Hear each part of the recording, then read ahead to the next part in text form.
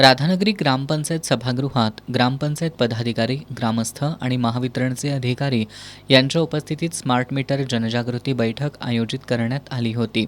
या बैठकीत महावितरणच्या अधिकाऱ्यांनी स्मार्ट मीटरच्या फायद्यांबाबत माहिती देण्याचा प्रयत्न केला. मात्र यापूर्वी ग्रामसभेत स्मार्ट मीटरला विरोधाचा ठराव मंजूर करूनही शहरातील काही भागात ग्राहकांवर सक्तीने स्मार्ट मीटर बसवण्यात येत असल्याचा आरोप करत ग्रामस्थांनी संताप व्यक्त केला.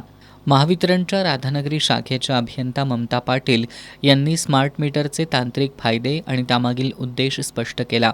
मात्र बिद्री साखर कारखान्याचे संचालक राजेंद्र भाटळे यांनी ग्रामपंचायतीला बैठकीची उशिरा नोटीस दिली जाते, तसंच ग्रामसभेच्या निर्णयाकडे दुर्लक्ष केलं जात असल्याबद्दल नाराजी व्यक्त केली.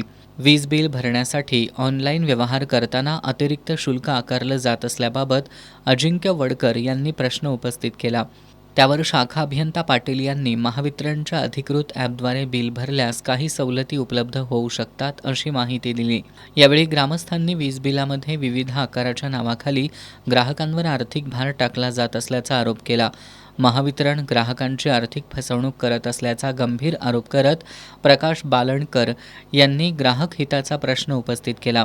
संपूर्ण बैठकीत उपस्थित ग्रामस्थांनी स्मार्ट मीटरबाबत विरोध केल्याचं चित्र पाहायला मिळालं. यावेळी सरपंच सविता भाटळे, उपसरपंच अश्विनी किल्लेदार, राजेंद्र भाटळे, तंटामुक्त समिती अध्यक्ष आनंदा पोवार, प्रकाश बालणकर, ऋतुजा म्हापसेकर, विकास पाटील, सुजित साळुखे, अजिंक्य वाडकर, शिवाजी किल्लेदार, राजेंद्र म्हापसेकर यांच्यासह ग्रामस्थ उपस्थित होते.